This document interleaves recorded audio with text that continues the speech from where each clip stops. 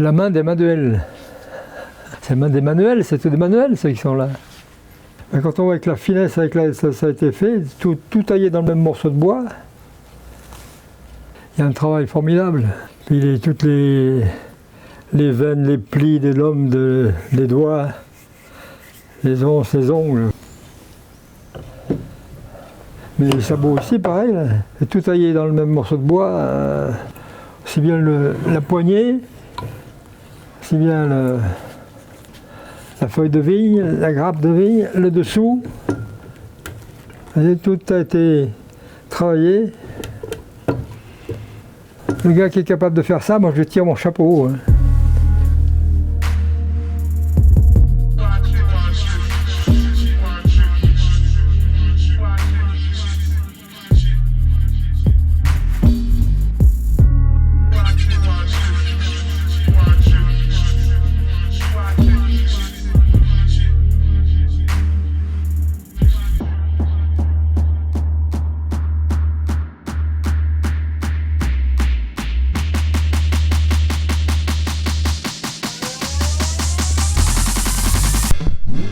Ben, je ne suis pas français, moi je suis auvergnat. La famille est auvergnate. Oui, oui. Vos parents? Mes parents sont auvergnats, oui. D'accord. Le père et la mère, les deux? Le père et la mère, les deux. D'accord. De quelle ville ou quel canton? Près de Pont-au-Mur, si vous connaissez un peu, c'est à 60 km de Clermont. Et donc, quelle était l'activité de vos parents? Alors, mon père était maréchal ferrant, forgeron, mais malheureusement, il est tombé paralysé à 50 ans. Oh. Oui. Et donc, il a arrêté son activité, mais bon, après, il y a eu des commis qui sont venus à la forge.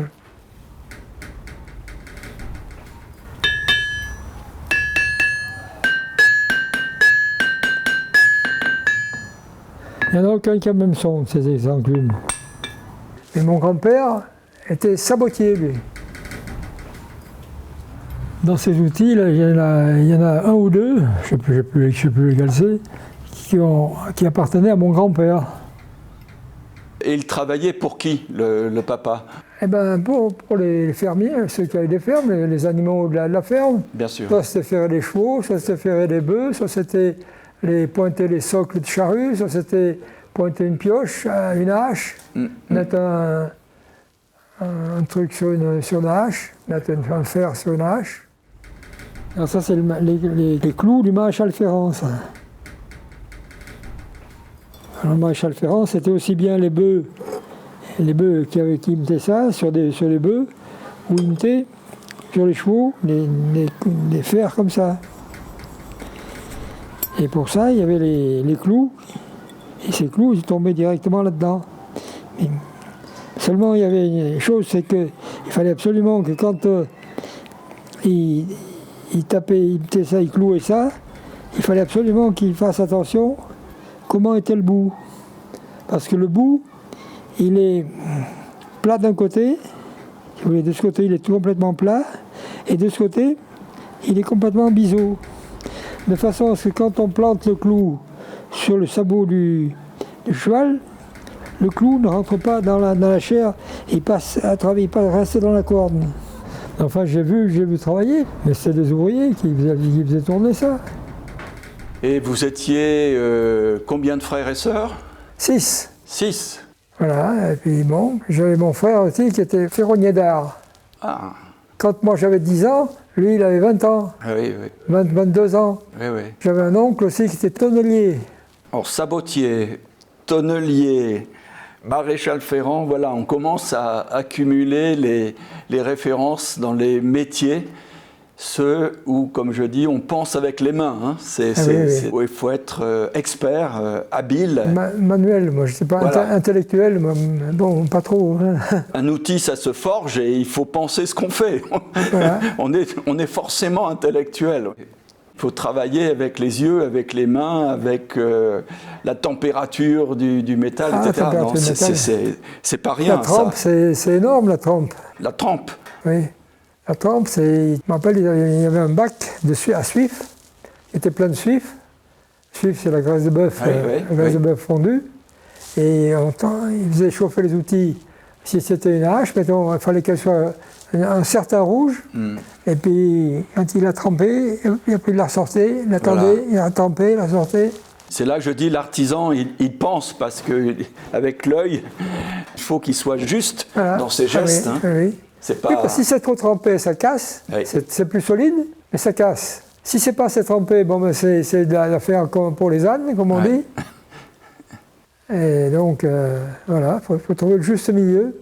Ajuster, littéralement, ajuster. Ajuster. Ajuster. Voilà.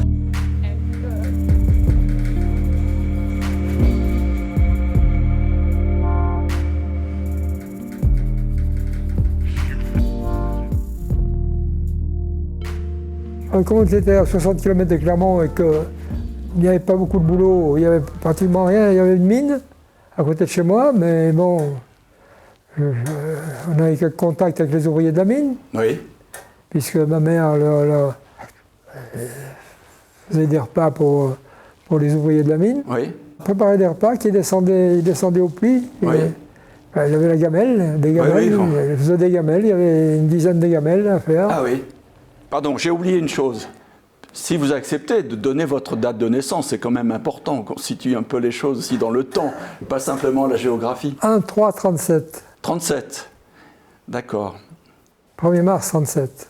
Donc, vous passez le certificat d'études, vous avez le bon âge pour ça. Ben, normalement, je n'aurais pas dû le passer. Elle ne voulait pas me faire passer le STV. Ah ma bon mère a dit, de toute façon, il n'ira pas à l'école l'année prochaine.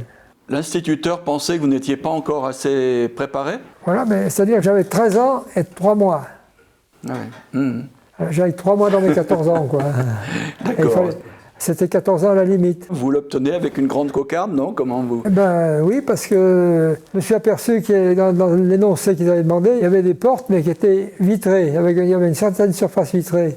Et tout le monde avait mis la peinture sur les portes, mais sur les vitres aussi. Alors qu'il fallait déduire les vitres. J'avais fini, et puis tout le correcteur, il dit regardez bien, lisez bien votre énoncé et tout. Donc j'ai énoncé et tout. Mais je dis putain, mais il y a des vitres, mais pas de la peinture sur les vitres. Allez, bon, j'ai pris la feuille, j'ai déchiré, j'ai recommencé tout. Et ça m'a permis d'avoir de bons résultats ce jour-là. C'est des perceuses à balancier. C'est ce qui fait, c'est l'inertie, ça. Quand on tourne un peu plus vite, les boules elles se soulèvent, et elles font, qu'est-ce qu'elles font? Elles appuient sur le trou que vous avez à faire. Alors vous avez fait un trou sur une bande, sur n'importe quoi, on se sert de ça. Et puis hop, sitôt que vous avez fini de percer votre trou, là-bas il y a la boule descend, vous pouvez passer à côté un autre trou. Pareil pour celle-là, c'est le même principe.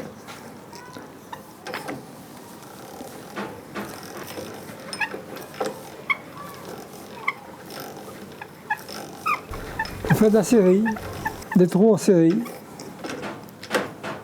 Vous auriez aimé avoir une formation d'électricien, ça Oui, n'est pas possible. J'aime bien l'électricité, oui. Pour des raisons financières, votre famille ne peut pas répondre à cette demande, à ce souhait. Et donc, vous vous retrouvez très très vite en apprentissage. Voilà, apprentissage à Clermont-Ferrand. Clermont, Oui, d'accord. Chez un boulanger-pâtissier. Vous avez pris plaisir assez vite oui. au travail? Non, mais moi, le travail ne me dérangeait pas. On commençait à minuit, on finissait à midi. Minuit, midi. Minuit, c'est notre heure. Ah oui, ça fait 12 heures là, hein, quand même. Ah oui, on travaillait 12 heures. Hein. 12 heures, Oui. Oula, c'est du sérieux.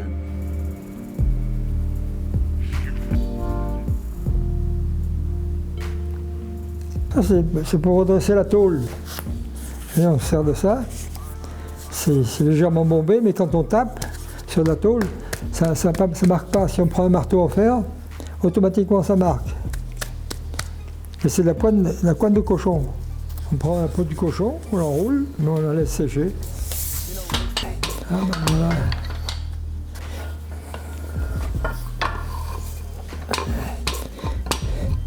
Je sais pas, je comprends pas comment ils faisaient. Et surtout qu'on ne travaille pas à deux mains, on travaille d'une main. S'il faut tenir la... Mais je comprends pas, parce que... J'ai jamais trouvé vraiment l'explication de cette fabrication de limes, comment on fabriquait ces limes. De toute façon, c'est un marteau de limier. C'est fabriquer les limes. Vous êtes apprenti combien de temps? 2 ans, j'ai passé le CAP au bout de 2 ans. D'accord. Et puis après, bon... Vous avez 16 ans? Alors je suis parti en saison. Je suis parti faire une saison au Mont d'Or. D'accord. Alors après, j'ai fait une saison au Mont d'Or, une saison à la Bourboule, une saison après à Murol, Oui. et à l'hôtel des Pins à Murol, je faisais la pâtisserie. D'accord. C'était un hôtel où il y avait on en mettait 300 personnes. Oula. C'était assez Oui. costaud comme hôtel. C'est du sérieux.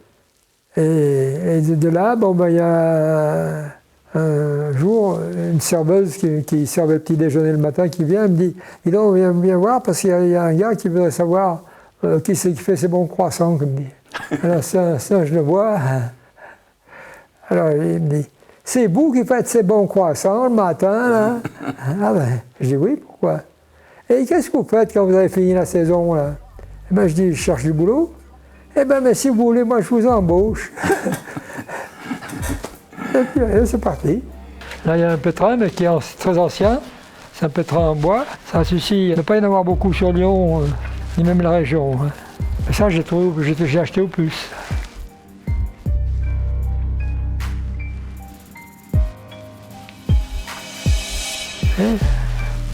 Et tourner la manivelle pour pétrir. Mais après, ils avaient dû trouver que c'était un peu trop difficile. Ancêtre du pétrin. Mécanique.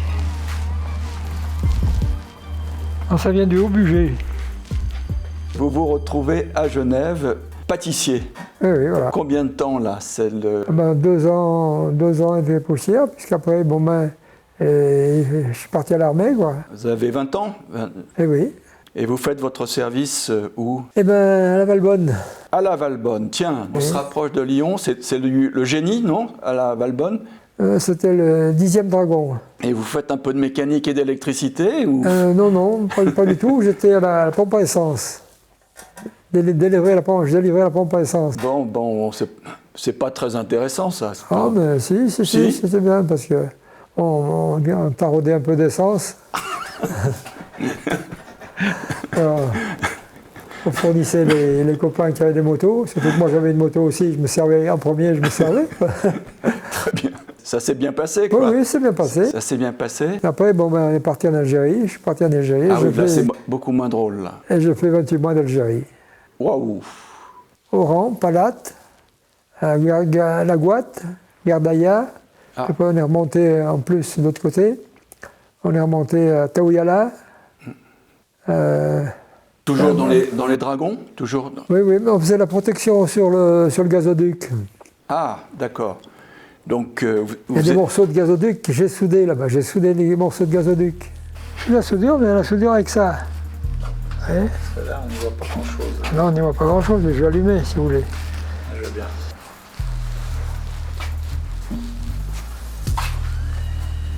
Voilà, tout ce rayon, j'ai tout fait ça en Algérie. Là. Et c'était ma lampe à souder. Ma lampe à souder, vous voyez, c'est celle-là là-bas, la lampe à essence. J'ai tout soudé avec ça. Et ça, c'est tous les avions que j'ai fabriqués. Ce qu'on appelle la croix de fer en aviation. C'est 4 avions qui volent en parallèle, les uns en mangeant briquet dans les autres. Et ça, vous faisiez ça dans vos temps libres? Ah oui, mais on avait que ça à faire. Hein. Alors,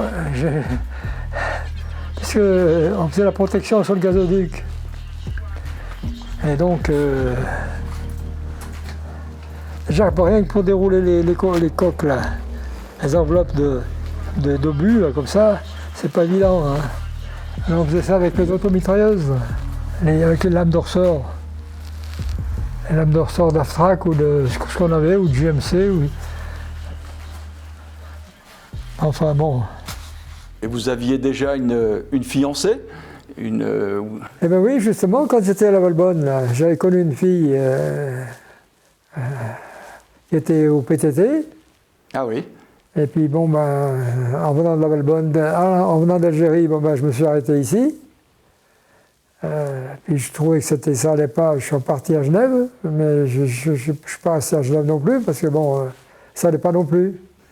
Puisque, Pour le travail, c'était pas... non, même pas pour le travail, mais pour, bon, j'avais plus... Étant donné que j'avais ma bonne amie qui était ici, je voulais Oui, pas oui, rester bien sûr. à Genève. Hein. Mais là, c'est dentiste, puisqu'il y a la roulette. Quand il vous était sur le fauteuil et puis qu'il était en train d'actionner la roulette, là. Alors, et puis, il y a la bouche ouverte pour creuser les dents. Je veux dire qu'il devait passer un bon quart d'heure. Ça, c'est le... On met les fraises. Là, c'est une fronde de dentiste. C'était pour faire les empreintes de mâchoire, c'est-à-dire ça. Et alors, pour pas qu'il y ait de trous, pour imiter ça, ils avaient un moule. Et puis donc, ils mettaient le plomb chaud dedans et ils faisaient tourner comme ça. La force centrifuge faisait que les bulles, qu'il n'y avait plus de bulles. Les bulles étaient remontées, ça remontait les bulles du plomb. Ça leur permettait d'avoir des trucs bien nets. Tout pour arracher les dents, ça.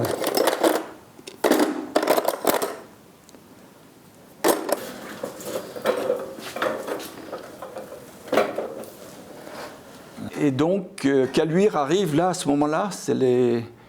Eh bien là, non, j'ai commencé à travailler chez Cara. Quand je suis revenu de Genève, il fallait que je trouve un boulot. J'ai travaillé comme pâtissier chez Cara. 6 Courgambetta. Oui. Et puis, ça ne payait pas beaucoup. Donc, parce qu'à Genève, ce que j'avais, c'est que j'avais un salaire qui faisait 3 fois le salaire de la France. C'est connu, ça, oui. Oui. Mais on travaillait quand même un peu au black aussi, à Genève. Parce que normalement, on n'aurait pas dû travailler autant, on aurait dû... Et donc vous aviez des heures supplémentaires ou des heures au black non déclarées? Des heures au black non déclarées. Non déclarées. Et dans les saisons, dans les grands hôtels de saison, ça payait honnêtement ou... Ah oui, si, bien? Ça payait honnêtement. Ça payait bien, ça? Ça payait bien, mais... D'accord. Mais il y avait du boulot, le matin, on avait, pour 300 personnes, il faut quand même les croissants, les brioches, les petits pains au lait, les pains au chocolat, Vous vous mariez, donc en quelle année? Eh bien, en 62, je crois. En 62, je me suis marié, je crois. Et puis il y a 2 enfants qui vont arriver. D'abord un garçon, Jean-Pierre. Jean-Pierre. Puis après la fille. La fille, Nathalie, celle qu'on a vue ici. Oui, Hein. oui. Donc c'est Nathalie et Jean-Pierre qui évidemment se soucient du futur de tout ça que vous avez créé, thésaurisé, capitalisé. On va en reparler au fil des entretiens, bien sûr.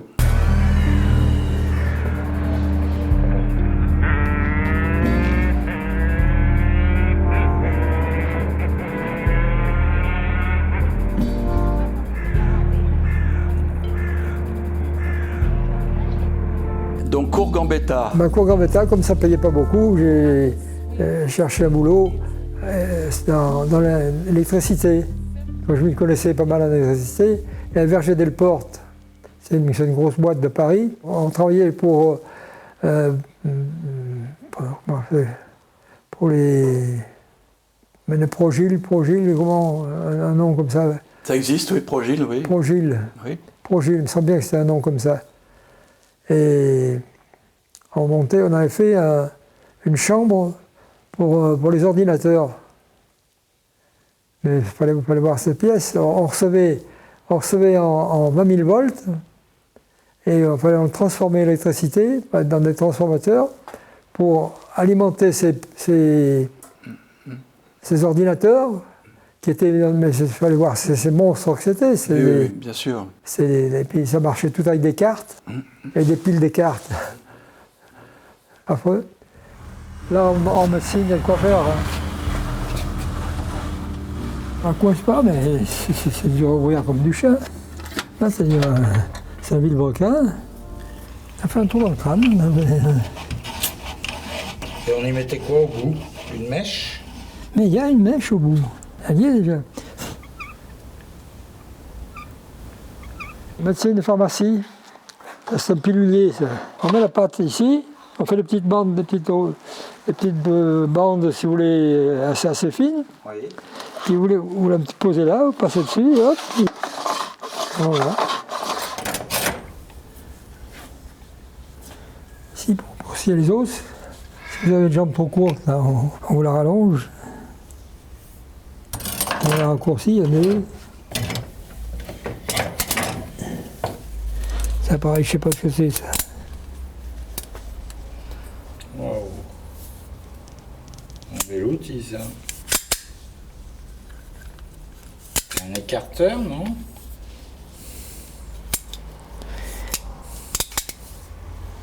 Je sais pas. Tellement pour...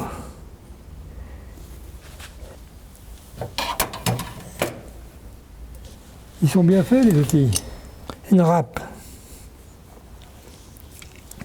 C'est pour aller leur râper quelque chose, mais... Un matin, en allant au boulot, peut-être dans une pâtisserie qui avait volé, donc là, dans la benne, j'ai commencé de récupérer un peu un mélangeur, des trucs de pâtisserie, des machins. Donc, vous travaillez dans l'électricité, voilà, c'était ce que vous auriez aimé faire au départ. avant de devenir pâtissier. Alors, vous faites vous-même la transition à laquelle je pensais. Donc, comment faut-il appeler ça? Un dada? Un passe-temps? Une passion? Alors, quelle est l'idée? Il faut que ça puisse encore servir, il ne faut pas que ça se perde. J'aime faire ça parce que ça m'occupe et je trouve ça intéressant. Vous remettez en état de fonctionnement du matériel. Oui. En dehors de vos heures de travail. Oui, ça n'avait rien à voir avec mes heures de travail. Bien sûr. Il y avait des trucs, c'était pas très difficile à y remettre en état, quoi. Comme le moteur, il y avait juste les plots qui avaient grillé, il y avait le corps a changé, il y avait des trucs, après des échelles. Bon. Et là, j'ai commencé juste, je stockais ça là-bas, où je travaillais, quand il m'a donné l'autorisation, il me dit oui, tu laisses là, bon, quand tu enlèveras quand on aura fini le chantier. Ah, vous avez connu le patron idéal, là. Ah oui, non. C'est une fois dans la vie, ça. Ah oui. Non, c'était bien. Non, mais comme j'avais toujours un peu l'habitude de... Tout m'intéresse, si vous voulez. On est à la boulangerie, là. Alors au mur, vous avez les pelles pour enfourner, mais ce n'est pas des pelles qui venaient de chez moi, ça. Ça, c'est des pelles pour enfourner dans les fours en pierre, dans les fours maçonnés. Maintenant, il n'y a plus de fours maçonnés pratiquement. Les fours maçonnés, ça n'existe plus. Cuisson électrique, cuisson à vapeur, cuisson au fioul. Ces moules, c'est quand même ancien, ces moules-là. Tous ces moules à glace, c'est assez vieux, ça. Les moules à chocolat, machine pour faire la chantilly, pour faire la glace. Ça, c'est des laminoirs, c'est un laminoir. Ça. Laminoir, c'est fait pour faire la pâte feuilletée. Pour étaler les croissants, pour faire étaler la pâte. Vous réparez, vous restaurez le matériel récupéré. Vous reprenez la fonction pâtissière en vous spécialisant. C'est-à-dire j'avais mon mélangeur là-bas, j'avais tout, il fallait que je le mette, il fallait que je fasse quelque chose. Oui. Donc j'ai trouvé un petit local, là, 108 Grande Rue de Saint-Clair. Non pas au 108, 111. C'était une fabrique de cakes. Ils faisaient des cakes. Et il y avait un four. Puis un gros mélangeur. J'ai remis en état, j'ai refait fonctionner le four, et c'est reparti avec du matériel ancien, puisque je n'avais pas les moyens de m'acheter du matériel neuf, puisque bon... Ah oui, donc là, les objets récupérés vous servent immédiatement donc oui. Non. à travailler. Ah Hein. oui, C'est non, mais, c'est pas le plaisir de la récupération, c'est l'utilité. oui. L'utilité pour voilà, avoir un Pour faire le revenu, bringue. un travail et un revenu. Voilà. Et mon premier client, ça a été l'usine Remington qui est à la place qui était à la place d'Auchan aujourd'hui. Et je montais les cartons de meringues sur le vélo Pour fournir pour venir à la cantine de l'usine Remington. C'est la base de tout biscuit, ça. Avec ça, on faisait n'importe quoi. Alors, on suivait il y avait plusieurs dimensions d'épaisseur. Et il y en a des plus épaisses, des moins épaisses. Et ça, c'est le truc. C'est pour marquer les grosseurs des gâteaux, ça. Quand on découpait, on prenait votre plaque ici. On prenait la plaque, on marquait, quand elle était garnie, on marquait dessus comme ça. Un coup d'un côté, un coup de l'autre. Un coup dans l'autre sens, dans cette idée à dimension comme ça. Et ça rentre juste, ça fait juste la taille. Ça permettait d'avoir des gâteaux très réguliers. Il n'y en avait pas qui étaient plus gros que les uns que les autres, quoi. Parce que je faisais que des gâteaux portions, moi. Après, j'ai connu les marchands de levure. J'en ai connu deux, trois. Il y avait le père Jacquet, enfin, tous des gars qui passaient pour vendre de la levure chez les boulangers. Parce que les boulangers, ils n'aiment pas faire la meringue. Parce que c'est long, c'est ça? C'est pas ça, mais il faut qu'il y ait un four très doux. Oui. Très doux. Et donc, au contraire, pour faire le pain, il faut un four très chaud. Chaud. Et pour faire la meringue, il faut un four très ça, doux. quoi. Alors donc, c'est pas les mêmes rythmes. ça collait pas. Alors il fallait que le jour pour ce qu'ils voulaient faire de la meringue, il fallait qu'ils prennent ça sur leur temps, sur leur jour de repos. Parce que quand le four était bien tombé, quoi. Refroidi. Alors ça ne les intéressait pas, ils préféraient les acheter. Ça a bien marché, c'est bon, et puis ça tournait comme ça. Ah, c'est les machines à laver, les anciennes machines à laver. Enfin, c'est des grosses machines à laver pour des restaurants, pour les hôtels. Et ça, c'est les soreuses, parce que les soreuses, c'était pas les soreuses tournantes, c'est les soreuses à main. On passait les pièces de linge à travers ça, et ça fait que ça essorait l'eau. Mais bon, il y en a d'autres modèles. NEC Plus, le rouleau, là-bas, c'en est aussi. Qui se fixait sur une table, oui, il y a pour le fixer sur une table, puis on essorait le linge. Et le linge, c'est vous qui l'avez pendu? Ah oui, oui. Là, c'est la culotte de nos grands-mères, ça. Facteur, vous êtes déjà là? Oh, on va en profiter. Hein. Ça, c'est pour chauffer les fers. On mettait de la braise, des braises, on faisait chauffer le fer et il restait chaud. Et quand on enlevait les fers, on repassait, on posait le fer. C'était le temps que. Il y en avait toujours un qui chauffait le temps que l'autre refroidissait, quoi. Et là-bas, c'est les pinces à linge qui sont étendus comme ça, là-bas. Blanchisserie, tout ce qui était blanchisserie, quoi. Les battoirs, les caisses pour laver, qui mettaient au bord des rivières ou au bord des lavoirs, les pinces pour sortir le linge bouillant. Et là, j'ai eu un problème, j'ai vu que ça a débordé avec le chenot, ça va mouiller tous les fonds. Là.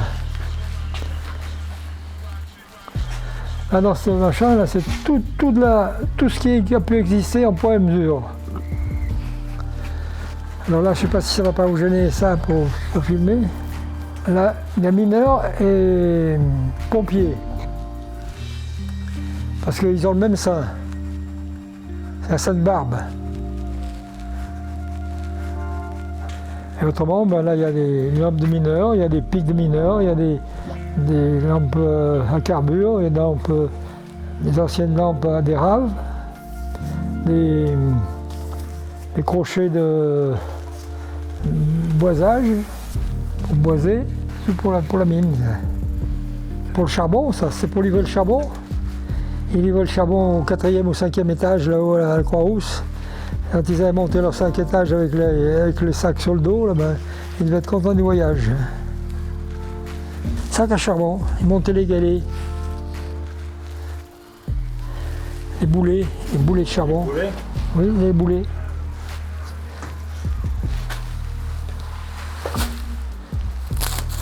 Là, pompiers. Les lances d'incendie, mais c'est pas tout des lances d'incendie. Il y en a aussi d'arrosage, il y a quelques lances d'arrosage. Autrement, les 3/4, c'est des pompiers. Parce que là, c'est la partie plomberie après qui arrive. Plombier avec tous les robinets.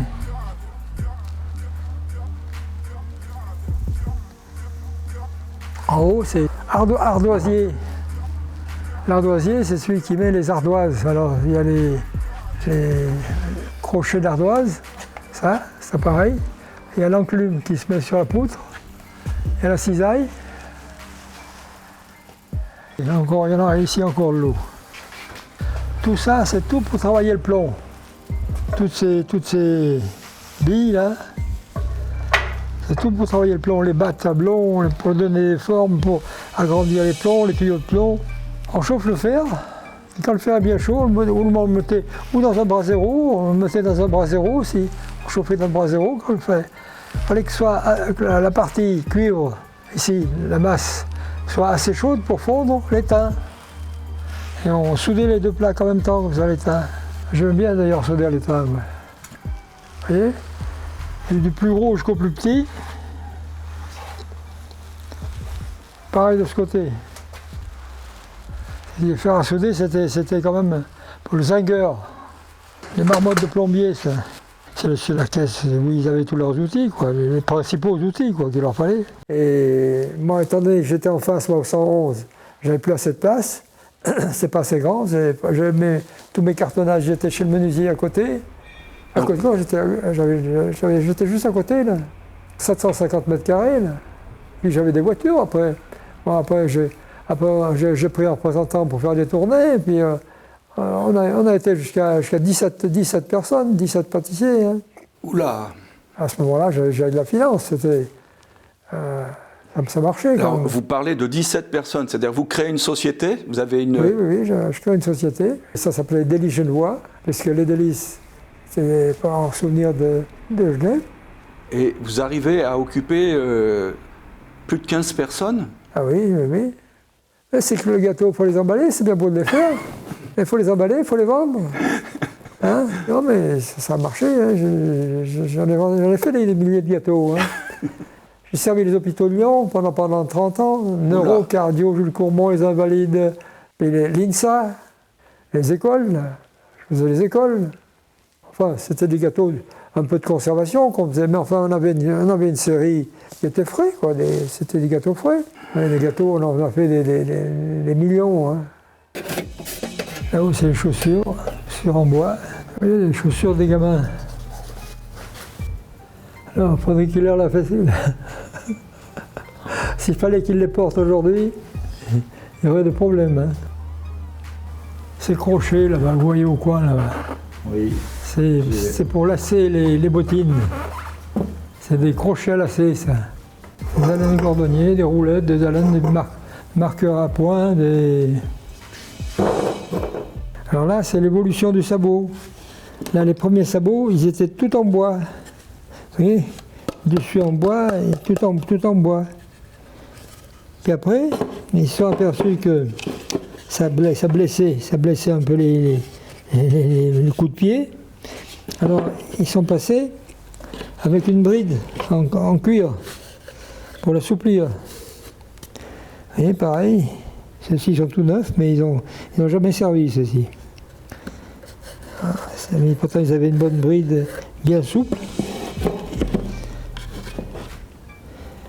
Voilà, une autre paire un peu grossière.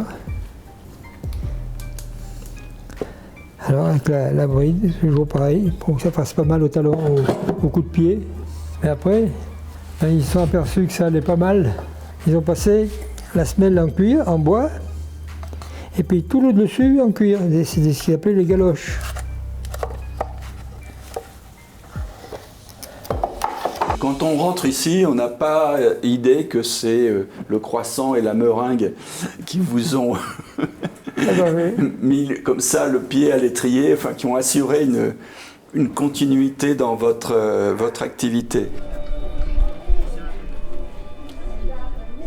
Je sais pas pour le vin. Il est beau, hein? Oui, mais c'est pas pour le vin, ça. C'est pourquoi? Ben, j'en sais rien, mais c'est pas pour le vin. Les olives, peut-être. Ça vous intéresse ou pas du coup? Oui, ça m'intéresse, mais je sais pas, le prix que vous avez donné, c'est pas bon, là. Combien vous voulez y mettre? C'est une belle pièce, hein? C'est une pièce exceptionnelle parce que Elle est travaillée, c'est le bois. c'est du bois, c'est travaillé comme il faut. C'est pas dans mes prix, là. 150 dernier prix, mais je pourrais pas descendre plus bas. Ben, merci, c'est Voilà. sympa. Pourquoi vous voulez y mettre combien? Non, mais... Si on n'est pas trop loin, mais bon, si on est trop loin, c'est pas la peine. Non, on est trop loin. Et c'est un bel objet quand même. Combien vous voulez y mettre? Non, mais j'ai pas de place pour le mettre même. Ben, je vous laisse réfléchir.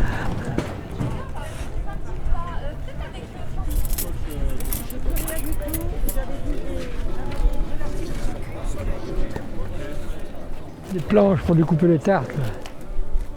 Là. À quel moment êtes-vous passé de la récupération utilitaire à la collecte pour le plaisir? C'était quand ça?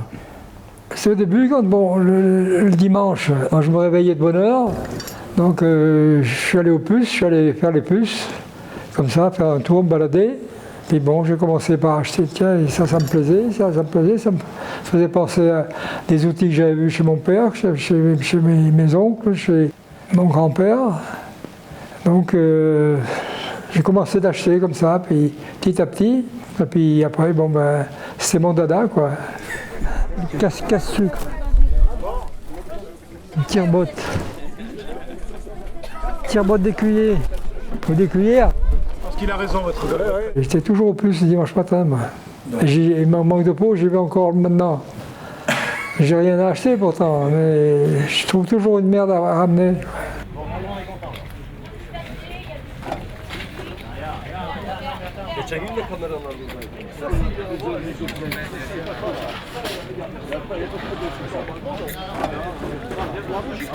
Vous commencez donc très très vite. Vous rentrez d'Algérie, Oui, c'est à partir de là que j'ai commencé à acheter des conneries, quoi. Bon, donc c'est le mot est lâché, c'est des conneries. C'est des conneries qui peuplent la grande collection de 70 métiers représentés chez Pierre Boulet. C'était pas encore la Fessine, bien sûr. Non, c'était la place Rivière. Ben, c'est là que j'ai acheté mon premier robinet qui est sur le panneau, là-bas, la fontaine. La grande fontaine qui est au milieu. Et je m'appelle, je l'avais payé 50 francs. Et ça a commencé comme ça. Oui, pourquoi? Parce que ça vous parle des métiers? Oui, parce que ça me parle de métiers que j'ai pu approcher. Puis j'aime voir travailler, je peux tout de suite comprendre comment ça marche. Ce qui m'intéresse, c'est comment ça marche, pourquoi ils font ça, pourquoi on fait ça, pourquoi on commence par là, pourquoi on fait ci. Et bon, ben, ça m'a donné un peu envie de faire ça. Super beau outil. Ça s'est fait tout seul, si vous voulez. C'est pas... J'ai pas forcé pour y faire. Hein. Vous n'avez rien planifié? Ah non, j'ai rien planifié. Rien planifié? J'ai rien planifié, ça s'est fait petit à petit. Le dimanche, il y avait beaucoup de puces avant les dimanches, plus que maintenant. Puis on trouvait beaucoup plus de choses, parce que maintenant, on ne trouve plus rien aux puces. Enfin, on trouve bien toujours, mais ben, c'est pas ça, quoi. Je te fais de l'eau si tu veux. Non, mais je ne sais plus où y mettre alors. Hein? Je ne sais plus où y mettre. C'est un passe-temps, une passion Ah ben ça passe ça. qui coûte pas trop cher. Non, ça coûtait pas trop cher, moi. À la fin des fins, ça a coûté cher. Oui. Si on additionne tous les 10 euros, tous les 10... Il y a beaucoup d'argent de poche qui est passé là. Hein. Ah oui, c'est mon argent de poche, j'ai passé complètement là.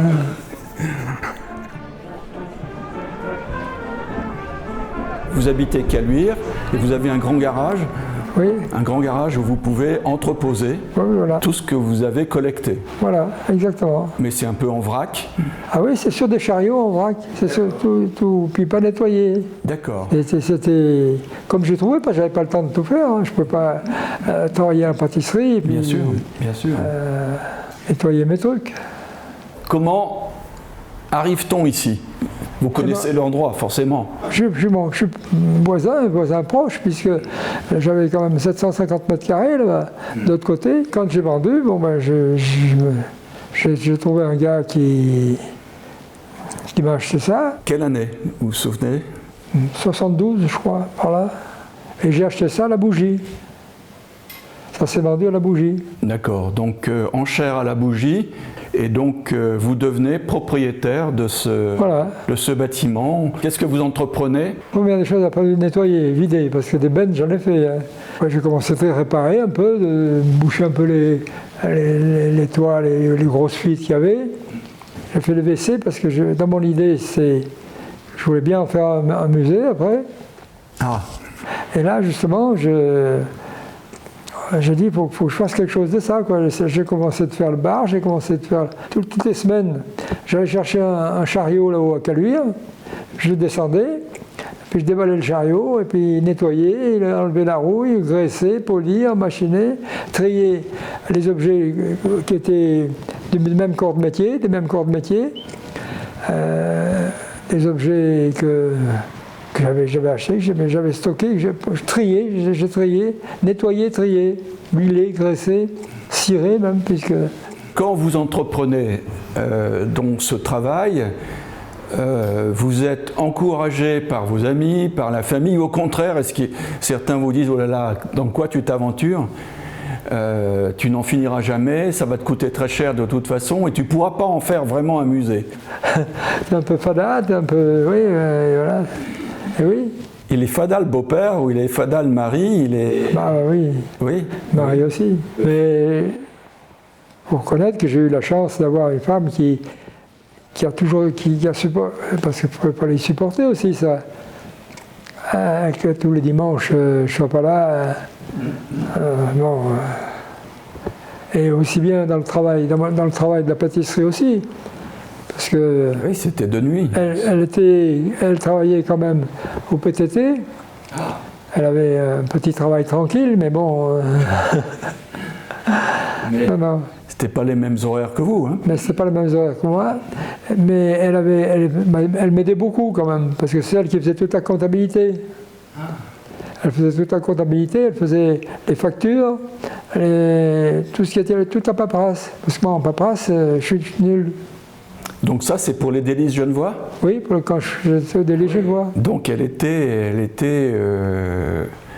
responsable avec vous du bon fonctionnement? Ah oui, celle qui faisait les payes, qui toujours. Non, mais elle avait du boulot.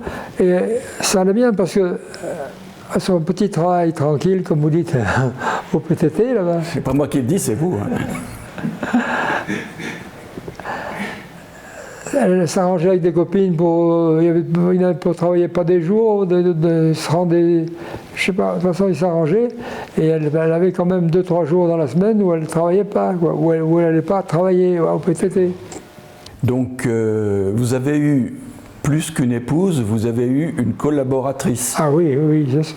Ah, voilà, une chose importante à dire aujourd'hui, que sans les femmes, souvent... Ah non, mais je reconnais que si j'avais pas eu ma femme comme ça, j'aurais pas pu faire ce que j'ai fait. Hein.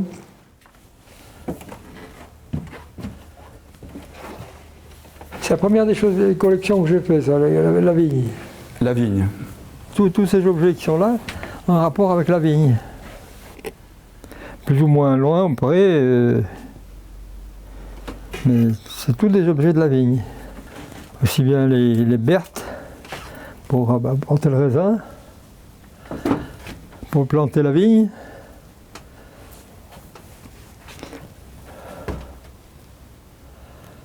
Pour laver les tonneaux, ces chênes, pour mettre en bouteille. Mon fameux sac à vin pour ramasser les premiers filtres avec les pots et tout. On attachait ça au pressoir. Ou un système comme ça, il y avait aussi. Voilà, pareil. Un autre système. Comme ça, un autre. Encore. Un filtre. Ah ben je le fais en chambre, c'est du des accords même très grossières. Premier filtre qu'on faisait au bac du pressoir. D'ailleurs, vous voyez, c'est taché par le vin. Vous voyez, c'est tout bleu. Et ce qu'on dit dans le sac à vin, c'est quelqu'un qui boit beaucoup, quoi. Et ça c'est sûr qu'il boit beaucoup, le sac à vin, parce qu'il filtre. Pompe de transfert, pour transférer le vin d'une cuve sur l'autre, pour soutirer. Il y a une douzaine de modèles, là. 1, 2, 3, 4, 5, 6, 7, 8, 13. Il y a 14 modèles différents. Chaque région, un peu chaque contrée avait sa pompe à vin. Les sulfateuses, ça, ces appareils, là, les Vermorel, c'est tout des sulfateuses, c'est pour traiter, quand la vigne est à l'oïdium, quand ils veulent traiter la vigne d'une certaine maladie, quoi. C'est une boîte spéciale pour apporter les bacholes, les comportes. On vide le raisin là-dedans, quand il l'amène à la Berthe, il vide là-dedans, il le transporte après ou dans ou quand il y a la brouette, quand c'est trop difficile, ou qu'ils peuvent servir de la brouette. Mais c'est une brouette spécialement étudiée pour apporter des bacholes pour qu'elles ne glissent pas.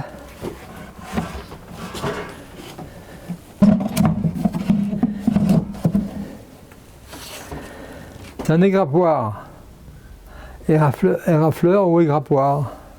Il y avait trois bonnes femmes en principe qui étaient sur un char, et il y avait ça au milieu, et on vidait ça, et on ramassait que les graines. Elles faisaient passer tous les billes de raisin à travers ces trous, c'est pour faire de bonne qualité, quoi.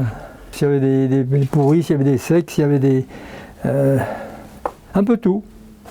Ensuite, comment avez-vous procédé? Et bien ensuite, après, comme je dis, quand je descendais le chariot de là-haut de mon garage, et ben, je trayais ce qu'il y avait dedans, et suivant ce corps de métier que ça accordait, ben, je le mettais dans un endroit ou dans l'autre. Et puis bon, après, je me suis retrouvé avec des outils, avec aussi bien de l'alimentation. J'ai les métiers de bouche, tout ce qui est boucherie. Alors les crochets de boucher, pour assommer les bêtes, avec ces massues en bois là, c'est le premier truc qui servait pour assommer les bêtes. Ça. Après, c'est des feuilles pour couper la viande, pour partager les bœufs en deux. Tout ça, c'est des feuilles, ça, partout là. Mais la vraie feuille, ce qu'ils appellent la vraie feuille, c'est ceux-là là. Ces deux là. Il y en a deux, il y en a un qui est en inox et l'autre qui est en fer.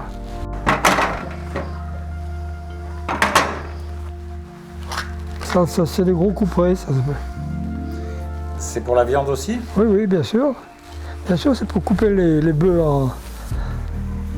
pour les écarter, pour faire deux parties, quoi.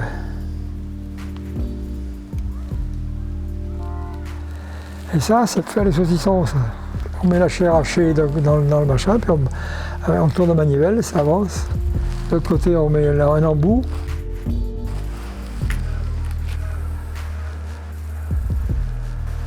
Là-haut, ça.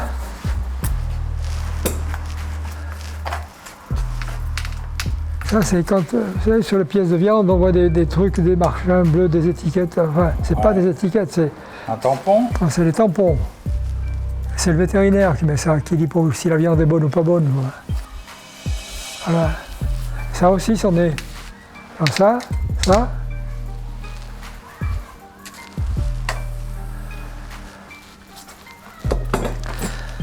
Et ces bouts de bois là, qu'on dirait que c'est des bouts de bois, c'est pour mettre les boyaux. Une fois qu'on a lavé les boyaux, qu'on les a lavés, ces boyaux, on les enquille là-dedans, comme ça. On les rassemble, comme ça fassent un gros paquet, puis après on se met devant l'embosseuse. C'est l'embosseuse, on dans l'embosseur, et puis on lâche le tuyau, on recule à mesure comme ça.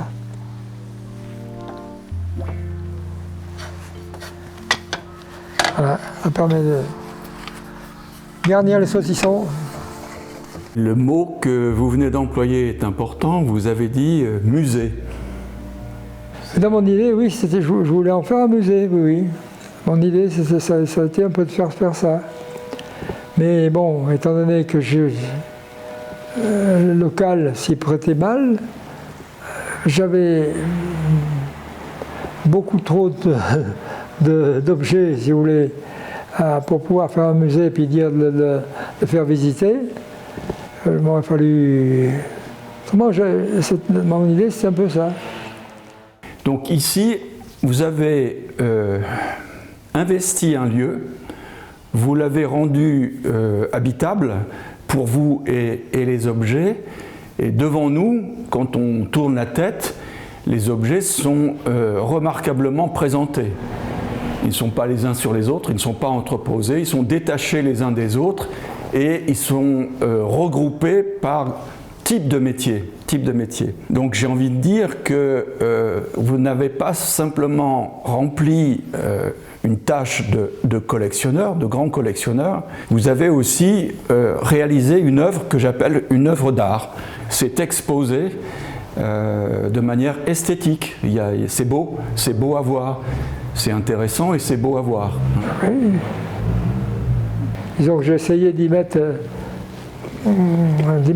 pour que ce soit beau à l'œil aussi, quoi, que ça représente quelque chose à l'œil. Sous nos yeux, là, quand on est en train d'échanger, de se parler, je vois des œuvres qui ont été faites par vous. Ah, oui. C'est-à-dire que vous devenez proprement là artiste, c'est-à-dire que vous créez, enfin artisan, artiste, vous créez des œuvres à partir d'objets récupérés, en l'espèce, ah, oui, c'est tout des morceaux de verre. J'avais un vitrier, il y avait le père d'Alessandrie qui était juste à côté. Et donc j'y allais souvent quand j'avais besoin d'un verre, quand j'avais besoin d'un truc. Et un jour, il était en train de découper des verres pour la mairie de Caluire, justement pour les serres. Donc il faisait des carreaux de je ne sais pas de quelle dimension. Il y avait une chute qui faisait... Puis il avait empilé toutes ces chutes les unes sur les autres. Je sais pas, j'y suis allé, j'ai dit putain, c'est bien, c'est pas mal ces machins. C'est de là que m'est venue l'idée de faire ces trucs-là. Quand j'allais là-bas, de toute façon, dans la benne, il y avait toujours des vitrines, quand il y avait des vitrines cassées ou n'importe, c'était du verre épais. Et justement, avec ce verre épais, ben, ça allait bien. Et j'ai fait des contours en ferraille. Puis c'était tout soudé, comme je savais souder, j'ai tout soudé, et puis j'ai fait ces machins, et garni. Ça représente un peu quelque chose, mais bon, c'est pas...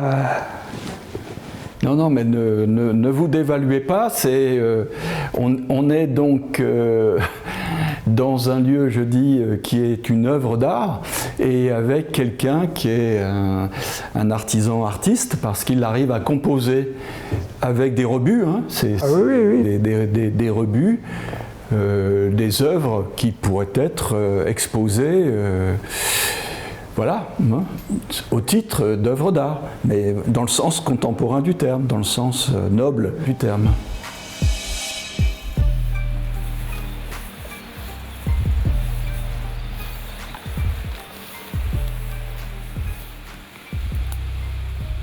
On peut utiliser l'expression « il faut le voir pour le croire ». Hein. Oui. Autant d'outils regroupés thématiquement, c'est très très difficile à se représenter. Et c'est une propriété privée, mais à laquelle vous avez accordé tellement de soins, tellement de travail, que vous en avez fait ce qu'on a appelé ce matin un trésor public. Ça a été mon dada. Bon, mais j'ai fait ça, j'aurais pu faire autre chose peut-être, mais bon.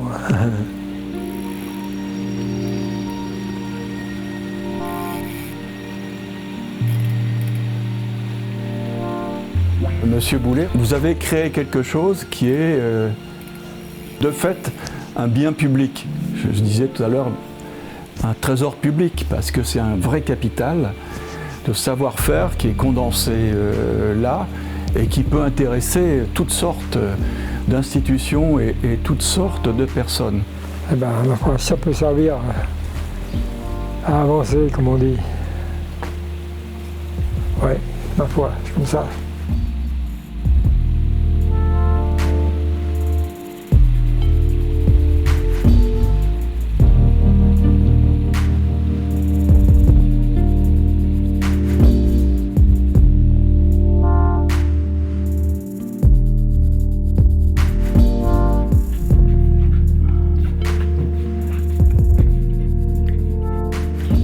Santé, chin chin. Tiens Pierre. Bonne journée.